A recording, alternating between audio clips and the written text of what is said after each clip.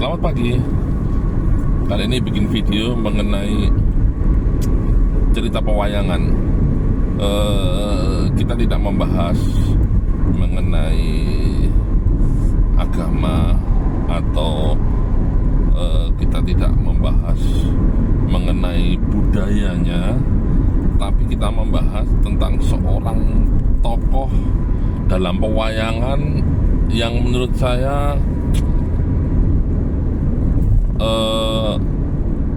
kebanyakan orang menyebut dia itu tokoh antagonis, tapi bagi saya benar-benar pure protagonis. Dalam arti seorang tokoh yang disalah kaprahkan banyak orang, atau bahkan waktu saya kecil pun saya menganggap bahwa nih orang jahat nih. Tapi kenyataannya setelah saya baca beberapa sumber, beberapa literatur tentang tokoh ini, enggak juga, tokoh ini sebenarnya baik dan bisa layak menjadi idola atau panutan bagi kita bersikap sehari-hari. Ya, tokoh itu bernama Adipati Karna,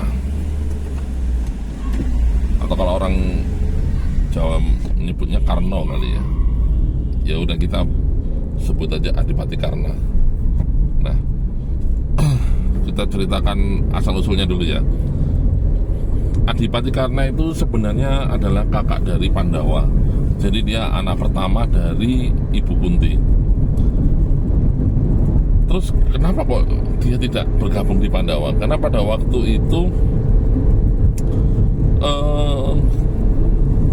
Ibu Kunti melakukan suatu hal kebaikan, kemudian ada Dewa Matahari melihat dan menanyakan apa yang diinginkan oleh Ibu Kunti, antara apa yang diinginkan atau apa, nanti bisa koreksi saya, atau ingin memberikan hadiah lah istilahnya. Nah, kemudian si Dewa Matahari ini memberikan Ibu Kunti seorang anak. Kalau menurut pewayangan Jawa, terlahir dari telinga, supaya, mungkin maksudnya supaya tetap perawan ya kali ya, jadi lahir dari telinga, dari lubang telinga. Jadi Karna ini sebenarnya keturunan dari Dewa Matahari. Nah, karena Ibu Kunti belum bersuami pada waktu itu kan Ibu Kunti kan sebenarnya istri dari Maharaja Pandu, Pangeran Pandu lah ya, bapaknya dari Pandawa.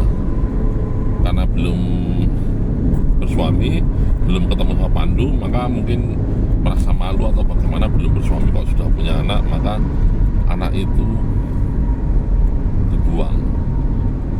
Bukan dibuang ya, tapi dialirkan ke sungai kalau nggak salah. Mirip-mirip sama Nabi Musa ceritanya. Tapi kemudian ditemukan oleh seorang kusir kereta yang akan menjadi bapak angkat, atau ya karena menjadi anak adopsinya kusir kereta itu beserta istrinya.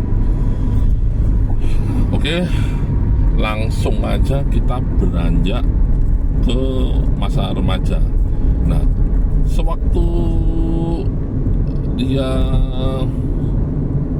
remaja, dia pernah mau bergabung dengan pelatihan para Pandawa yang dilatih oleh Resi Drona, tapi ditolak karena dia dianggap sebagai rakyat jelata lah, kaum sudra atau gimana ceritanya. Pokoknya dia nggak layak lah untuk gabung sama pangeran-pangeran, belajar ilmu atau istilahnya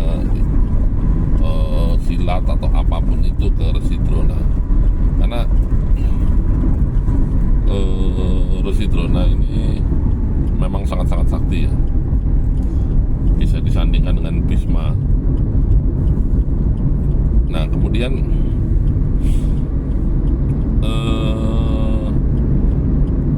akan ditolak, padahal karena ini kemampuannya bagus banget. Kemudian beranjak ke waktu dewasa. Sewaktu dewasa dia berguru ke Parasurama. Parasurama ini begawan atau orang yang benar-benar wah, kalau di Pandawa mungkin number one ya kehebatannya ya.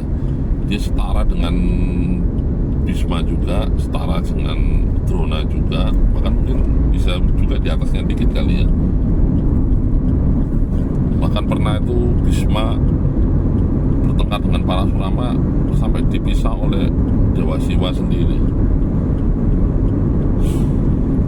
Nah, si Parasurama ini dia nggak ngerti kalau dia nggak paham kalau karena ini seorang satria, karena menyamar menjadi seorang biarawan.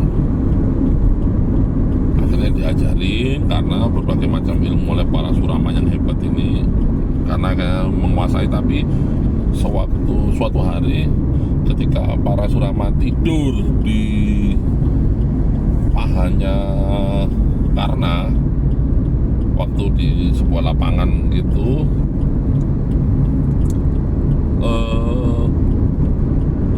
ada kalajengking atau apa gitu menggigit pahanya Karna.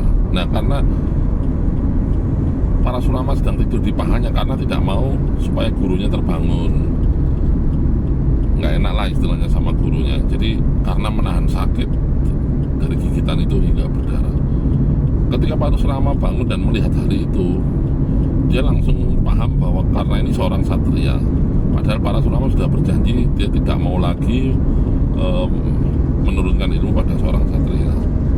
Akhirnya diusir karena dianggap menipu si Karna ini. Oke, sampai di situ. Terus kemudian kita lanjutkan perjalanan ke ada sebuah pertandingan ya biasalah kayak porseni atau apa, atau kalau zaman sekarang itu mungkin olimpiade atau apa gitu ya. Nah, olimpiade itu untuk memperebutkan Drupadi ya, bukan ya. Pokoknya ada sebuah pertandingan di situ, ada Pandawa, timnya Pandawa dengan timnya Kurawa. Nah, pada waktu timnya Kurawa itu bertanding, itu ya tahulah pasti Pandawa lebih hebat, banyak yang kalah lah dari timnya Kurawa. Saat itu tiba-tiba karena muncul, dia ikut bertanding, tapi dari panitia atau siapa ya waktu itu melarang, pokoknya dari pihak Pandawa melarang bahwa loh, ini siapa nih anak kusir kok ikut-ikutan bertanding, maksudnya semacam dilecehkan lah. Tapi karena Kurawa si Duryodhana itu merasa bahwa waduh, gue butuh orang yang hebat nih, dan dia tahu bahwa si Karna ini hebat, maka diambillah Karna menjadi bagian dari kelompoknya dan diangkat menjadi bangsawan supaya bisa ikut pertandingan itu. Nah, dari sejak saat itu, karena derajatnya diangkat oleh Duryodhana, maka Karna merasa berhutang budi. Jadi dia menjadi pihak yang membela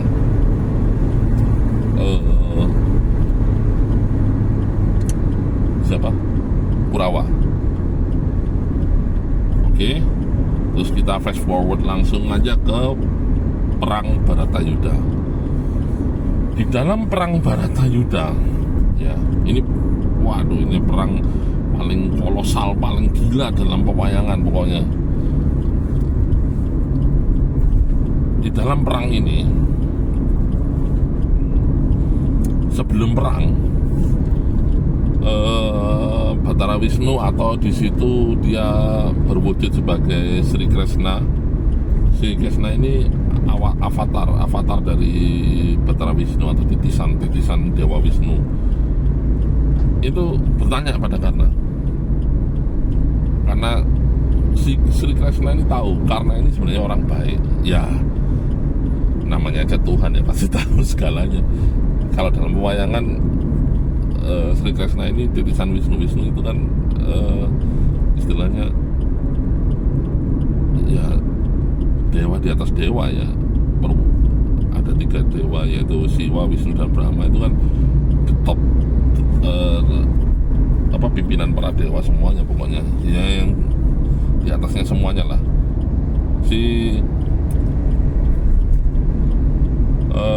Krishna tanya kepada Sri Krishna tanya kepada Karna, kenapa kamu membela Kurawa? Kamu tahu kan Kurawa itu jahat. Terus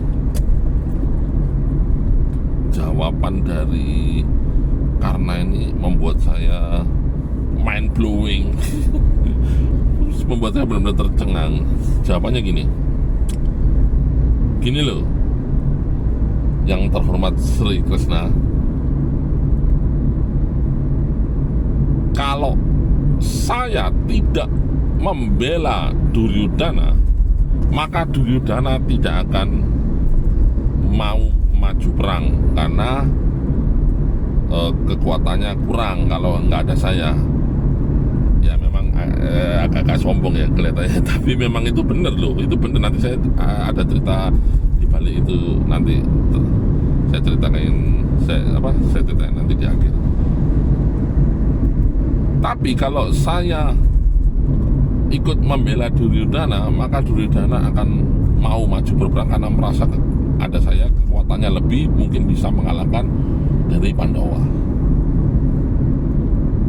Nah, dengan adanya saya maju perang, Duryodhana pun mau maju perang, maka peperangan pasti akan terjadi. Dan saya tahu di pihakmu itu pasti lebih kuat, pasti menang, sehingga nanti Duryodhana pasti bisa kalah atau mati di medan perang, karena Duryodhana tidak akan bisa dibunuh atau dikalahkan selain di medan perang. Jadi tujuannya karena adalah supaya kejahatan itu selesai di medan perang itu. Kejahatannya Duryodhana itu selesai di medan perang. Karena tahu, karena sering merasa dilema dalam membela Duryodhana.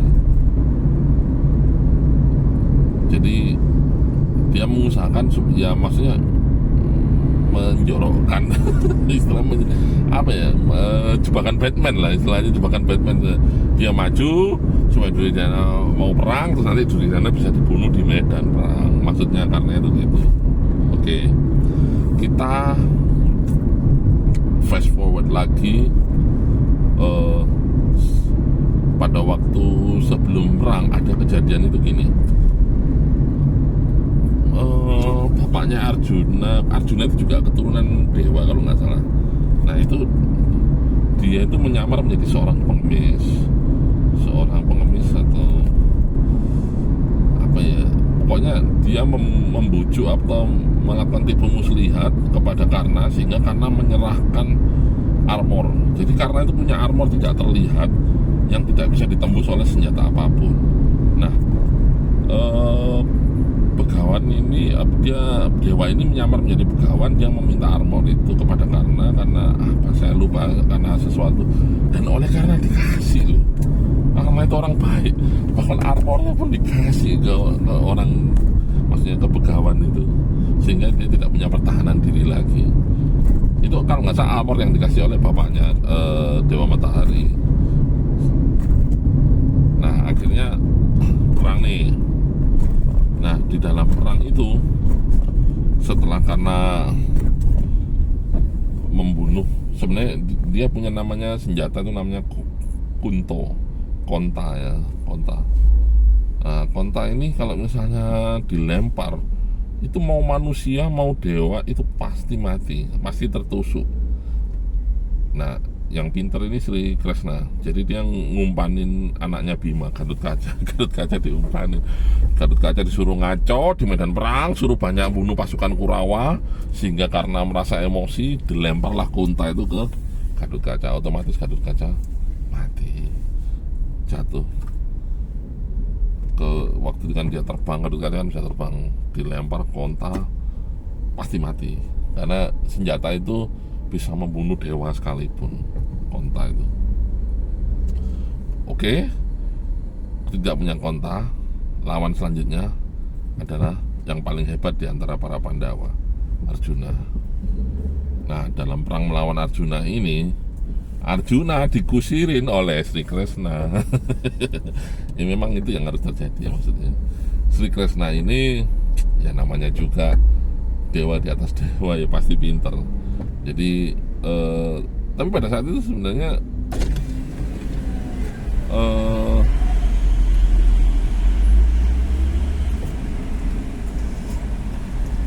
kalau lek-lekan ya, lek-lekan itu dalam bahasa Jawa, dalam arti Arjuna lawan Krishna, Arjuna lawan Karna tanpa bantuan siapapun, ya jelas di atas kertas pasti jelas menang ini karena ini langsung berguru pada Parasurama. Nah, sewaktu mereka tanding di atas kereta kuda, kalau nggak salah pada waktu mereka sama-sama menembak, ini cerita bagus banget nih. Ini saya sampai hafalin. Mereka sama-sama menembakkan panah karena sama Arjuna. Yes, panah itu tabrakan, jeder. Si Arjuna terpental, kalau nggak salah cuman 5 meter, ya anggap aja 5 meter. Kemudian si Karna terpentalnya 20 meter. Jadi jauh siapa? Terpentalnya jauh Karna. Nah, otomatis kan kita menganggap bahwa terpental jauh Karna, nampaknya Arjuna lebih hebat. Tidak demikian, saudara-saudara. Ketika Arjuna tersenyum dan dia merasa bahwa dia lebih unggul, Sri Kresna yang menjadi kusir kudanya menatap Arjuna dan berkata, "Kamu jangan seneng dulu." Kalau bahasa gaulnya, lu tahu nggak sih, dia cuman terpental 20 meter dengan kekuatannya, ya. Kamu terpental 5 meter karena gua yang nahan kereta ini, jadi cuman terpental 5 meter. Kalau nggak ada gua di sini, maksudnya nggak ada Sri Kresna yang menjadi kusir keretanya, itu kereta sudah terpental mengelilingi bumi. Gila nggak? Jadi itu kalau yang kusir keretanya bukan Sri Kresna, maka Arjuna terpentalnya itu kata Sri Kresna bisa mengelilingi bumi. Overpower banget memang si Karna itu kekuatannya. Nah, kemudian akhirnya matinya gimana? Matinya gini, sebenarnya Arjuna sudah tahu bahwa itu sebenarnya kakaknya sendiri ya, jadi dia nggak tega, dia mau mana juga nggak tega, tapi memang itu sudah takdir yang harus dijalani. Karena si kesalahan dari si mereka ini masing-masing semua salah semua, tapi si Karna ini juga salah, punya salahnya. Waktu Drupadi dijadikan taruhan terus dipaksa untuk telanjang, mereka pada diem aja gitu loh. Harusnya kan kalau sebagai seorang ksatria tidak membiarkan itu terjadi. Makanya penyebabnya perang itu adalah gara-gara pelecehan terhadap Drupadi. Ya itu. Lanjut lagi, waktu si Arjuna mau memanah karena dia nggak tega, tapi kemudian Kresna mengambil rambutnya dan dia berkata, kalau kamu memang hebat, lu panah deh rambut ini. Nah, Karna tuh sama Arjuna rambut itu. Padahal sama Kresna rambut itu diarahkan ke tubuhnya Karna. Jadi kena. Akhirnya Karna meninggal. Jadi itulah cerita mengenai Adipati Karna yang saya kagumi, karena dia terjebak dalam keadaan yang mengharuskan dia berpihak kepada kejahatan. Memang dia punya pilihan, tapi sebagai seorang ksatria dia harus memegang prinsip. Duryudana menolong dia, otomatis dia harus paling enggak balas budi pada Duryudana. Tapi dia tahu bahwa Duryudana itu jahat, makanya dia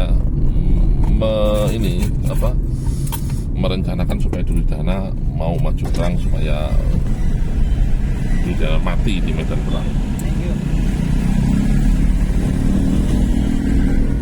Jadi itulah sedikit mengenai Adipati Karna. Semoga kita dapat paham bahwa kadang kita itu cuma melihat kulit luarnya doang. Iya, dia berpihak pada si A tuh berarti dia jahat tuh. Belum tentu. Semua itu kadang kita harus tanya dulu ya atau kita harus meneliti lebih lanjut lagi supaya kita tidak salah menilai. Terima kasih, semoga tetap semangat. Salam damai.